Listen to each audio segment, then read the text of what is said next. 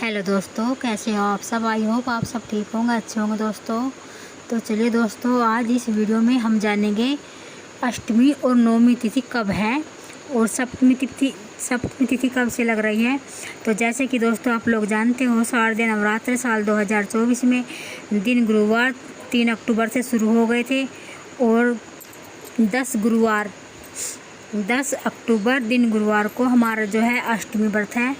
तो हमें अष्टमी तिथि का जो व्रत है वो कब करना है, और नवमी तिथि में जो पारण है, बहुत से लोग नवमी तिथि को पारण करते हैं और बहुत से लोग दसवीं तिथि को पारण करते हैं और कुछ लोग अष्टमी को भी पारण कर लेते हैं। तो दोस्तों हमें अष्टमी का व्रत कब रखना है।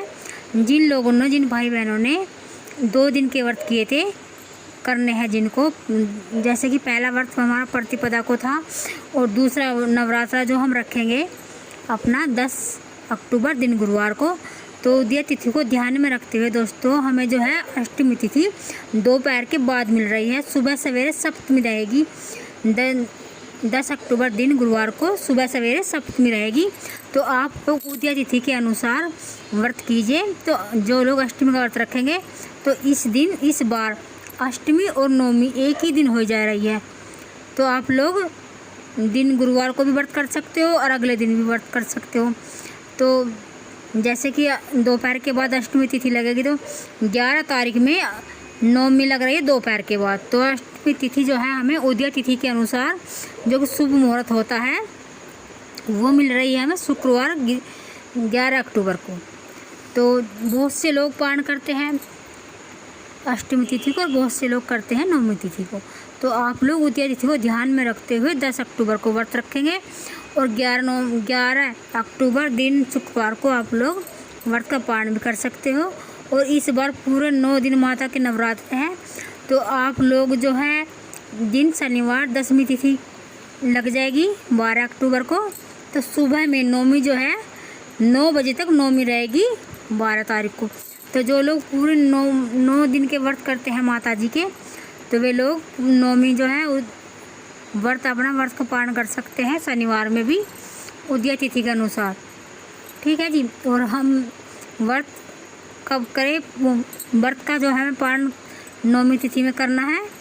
और हवन पहले करें या कन्या पूजन पहले करें, इस बात में भी बहुत संशय रहता है। तो हमें माता जी की पूजा अर्चना करके अच्छे से हवन करना चाहिए और हवन के बाद ही हमें कन्या पूजन करना चाहिए। अगर आप लोगों को कन्या ना मिले दोस्तों, तो कन्या इस दिन सभी को कन्याओं की ज़रूरत होती है। तो कन्या मिलती नहीं है, चाहे कितनी सुबह सवेरे उठ जाए हम, कन्या मिलने में बहुत टाइम लग जाता है। तो आप लोग ऐसा कीजिए कि मंदिर में जाकर भी आप कन्या पूजन कर सकते हो। जैसे कि मंदिर में तो बहुत सारी कन्याएं मिलती है। तो आप लोग जो भी उन्हें देने के लिए तोहफा लाए हो, गिफ्ट लाए हो, लंच बॉक्स वगैरह लाए हो, उसी डब्बे में मतलब खाना उनका ले करके आप लोग मंदिर में भी जा सकते हो और मंदिर में भी हम कन्या पूजन कर सकते हैं। तो इस तरह से जो भी हमें दान दक्षिणा देनी है ब्राह्मण को भी दे सकते हैं। और माता रानी का जो खोइचा भरते हैं, माता रानी को खोइचा भर देते हैं। माता रानी का जो खोइचे में आप लोग पीले चावल हल्दी में रंग कर और महावर, सिंदूर, बिंदी, चूड़ी माता को श्रृंगार के रूप में खोइचे में चढ़ाई जाती है। और ये खोइचा जो है दोस्तों आप लोग मंदिर में ब्राह्मण को भी जाकर दे सकते हो। अगर आपने घर पे ब्राह्मण बुलाया हवन करने के लिए तो आप उसे भी दे सकते हो, नहीं तो आप मंदिर में जाकर भी माता रानी को समर्पित कर सकते हो। तो इस तरह से हमें माता रानी का खोइचा भरना होता है। और कन्या पूजन अच्छे से कन्याओं को 9 कन्याएँ हमें जिमानी चाहिए, जो कि 12 साल से नीचे जिनकी आयु हो वही कन्या के रूप में मानी जाती हैं। तो हमें वही कन्याएँ जिमानी चाहिए। कन्या को भोजन कराना चाहिए अच्छे से, उन्हें श्रृंगार वगैरह करके हम उनके पैर धुलकर गंगा जल से थाली में रखकर और दुर्वा से हमें कन्याओं के पैर धोने चाहिए। और कन्याओं को चुंदड़ी, चूड़ी, बिंदी वगैरह दी जाती है, जिससे माता रानी बहुत खुश होती है।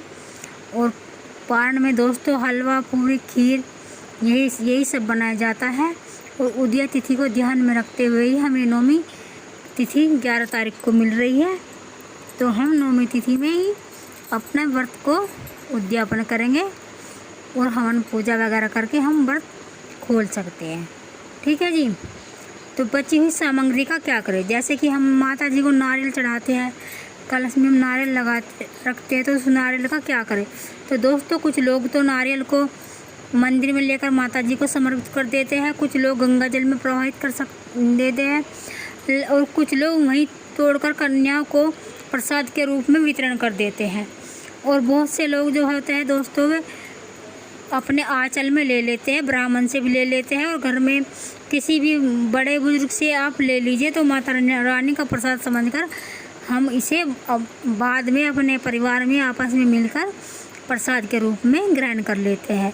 इस तरह हमें माता के जो कलश है, कलश का जो नारियल है, इस तरह उसका प्रसाद का वितरण करना है। और हमें पूजा के बाद ही कलश को मतलब हिला देते हैं थोड़ा सा, और उदय तिथि के अनुसार ही हमें कलश का विसर्जन करना होता है। जो माता रानी का जो हम कलश बनाते हैं, उदय तिथि के अनुसार ही हमें उसका विसर्जन करना होता है, ठीक है जी। और शाम के समय में दोपहर में 12 अक्टूबर को दशहरा भी है, तो रावण का दहन भी होगा। तो इस तरह हम अपने व्रत का पालन करते हैं और पूजा अर्चना करते हैं दोस्तों। तो दोस्तों ये वीडियो हमारी यहीं तक की थी। अगर आप लोगों को वीडियो पसंद आती है तो वीडियो को लाइक और चैनल को सब्सक्राइब कर दो। फिर मिलती हूँ एक नई वीडियो में, तब तक के लिए नमस्कार।